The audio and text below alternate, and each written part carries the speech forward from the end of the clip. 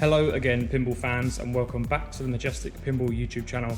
My name is James, and today we are back in Croydon at Pinball Republic, taking a look at another game from their collection. This is Total Nuclear Annihilation, which was produced by Spooky Pinball in 2017. They made 550 of these machines. The playful design and the artwork and pretty much everything was produced by Scott Denesi. Now, this is really a fantastic game. It looks pretty simple on the surface. There's not a lot going on the playfield, but it's such a great addictive game. And everyone that I know seems to absolutely love it. I think it has been popular enough that they've just put out another rerun of the machines. I think they're still making it now. I'm not really too sure. So I'm sure there is more than 550. But yeah, let's get stuck in on how to play TNA. Okay, so when you start a game of TNA, the machine will light one of the rollover lanes at the top of the table for a skill shot. The 4 lanes at the top are Core, C, O, R, and E. One will be lit, and you can change the lit lane via your flipper buttons. Collecting the skill shot will usually give you a level on a lane save and light the reactor at the scoop, and give you some points, of course, as well. Rolling through all 4 lanes and spelling Core in its entirety will give you a bonus multiplier. Now, the main idea of TNA is to unlock reactors, make them go critical, and then blow them up. You have 9 reactors that are displayed down here on the map, with the idea being to get from number 1 to number 9. So the whole process of collecting reactors it started off via these 3 targets in the center in front of this grid of lights here. You need to hit them all enough times so that it progresses the grid of lights up, so the whole thing is the same color. And obviously the more reactors you destroy, the harder that will get. Once you've completed that grid and all of the lights are the same color, you will be able to start the reactor at the scoop. And you'll have sort of like a line of yellow lights going into the scoop, and start reactor will be lit in yellow. Once you've started the reactor, you then need to focus on the top of the playfield, so you need to shoot either orbit to send the ball into the core. And you've got a little display down here which shows you the criticality of the reactor, with the idea being to get it to 99 to max it out and make it absolutely critical, at which point you can blow it up and collect the reactor's value and then progress on to the next one. So in the top of that playfield, you've got a few slingshots, a few switches, you've got a little flipper, you've obviously got the 4 rollover lanes that spell Core. You've also got 3 targets on the right hand side, 1, 2 and 3. If you manage to hit those in sequence, you will increase the value of the reactor when you do blow it up. Now, you have to be somewhat quick to make the reactor go critical, because it does have a cooldown period. As you come out of the upper playfield, or you stop hitting targets and switches and things, you'll start to see the counter will start to count down, and the reactor is cooling down, and you need to obviously get it to 99 to blow it up. So it's important to keep an eye on that timer. You do also have the spinner on the left hand side, which you can shoot the ball through there, which will increase the value of the reactor's criticality. Once you've maxed it out to 99, the game will change, the lighting will change, the music will change, and it becomes very moody indeed, and you'll need to destroy the reactor. And there's a number of targets and ways that you can do that. The machine will light one of them. Either wants you to hit the bumper down here, it wants you to hit the red stand-up target there, or the one on the left-hand side of the scoop. As the reactors progress, you will require more switches in the top of the core to progress the temperature of the reactor, so it does get harder as it goes on. And then it will want you to start to hit more targets to destroy the reactor as well. So as you progress through, it does get more difficult, and it does get more demanding on what it wants from you. Now, down here on the left, you have 3 stand-up targets that spell RAD, R, A, and D. If you shoot those in order and collect all 3 of them, it will light the mystery award at the scoop down here, which can give you a variety of interesting rewards. You also have a lane save down here, so on your in lanes and out lanes, you've got some rollovers that spell save, S, A, V, and E. You do have lane change on those lanes, so you can swap and change around which ones you need to roll through. Collecting all of the lanes and lighting up save will give you a blinking lane, which will extend your ball save time if you happen to roll through the blinking lane. And then we also have multi-ball, which is quite possibly the most competitive and interesting element of this game, because you can steal locked balls from your opponents. So if you're playing this in a league, it's kind of important to play it on your own, I would say. Otherwise, you're going to have your friends stealing locked balls from you, but then you can also steal their locked balls too. To begin with, you'll have one of the drop targets up and you just need to shoot the ball into this lane up here, this sort of chamber. It's quite an ingenious little mechanism. You've got 3 drop targets in a row that work as the ball lock. So when you send one ball up in there, another drop target will pop up and hold the ball captive. You then need to just shoot another ball straight in and that will lock ball number 2. And then all you need to do is hit the last drop target down and that will drop all the targets down and release all 3 balls. At which point you just need to keep shooting for the drop targets again to collect jackpots. The first one you knock down will reward you a jackpot and start a little timer. If you can get more balls into there, you can get double and triple jackpots, and then finally a super jackpot if you can manage to get the ball all the way into the back into the scoop, at which point it will reward you greatly with another ball, which is very important because the more balls you have on the playfield, the bigger the jackpots are, because with each ball you have on the playfield, you gain a jackpot multiplier. Now, you don't get very long on those targets, so once you've shot one ball in there, you don't get long to shoot the other 2 in there as well. So it is quite tricky to get the ball into the scoop. It does sound very simple, but adding a ball to multi-ball is not that easy on this game. Once you have run one multi-ball through its course, the next one isn't quite so easy. You need to knock all the drop targets down again to start the lock process. And as far as things go, that is pretty much everything you are going to need to know to just get yourself by playing Total Nuclear Annihilation. So let's fire up some games and see what we can do. Welcome to the future.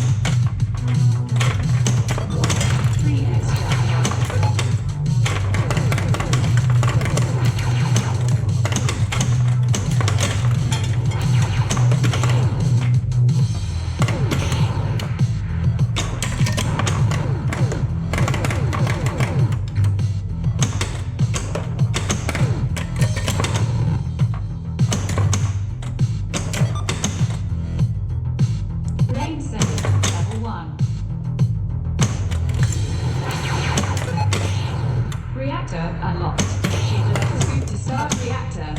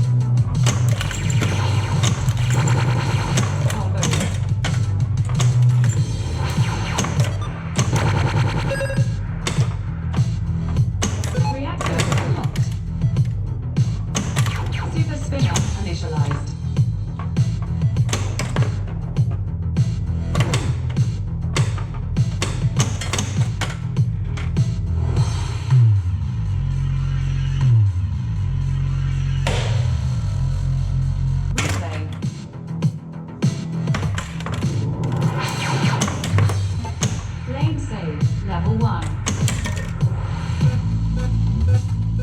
Lane save, level 2. Please stand by for reactor startup sequence.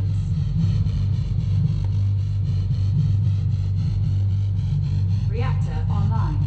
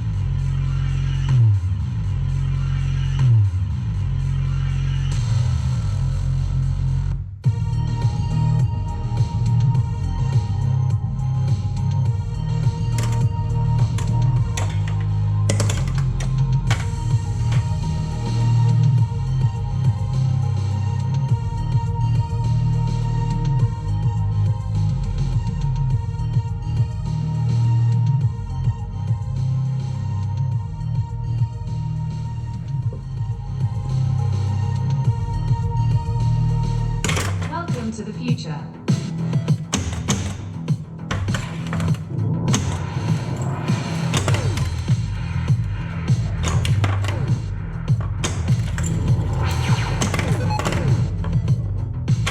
All saved.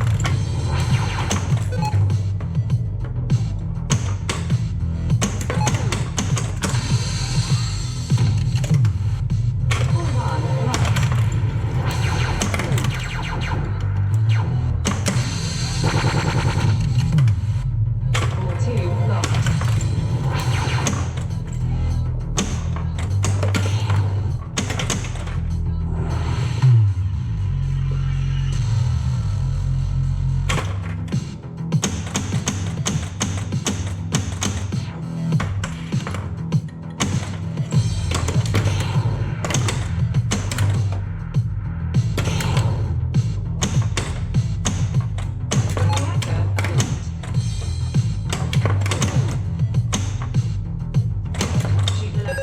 Start reactor.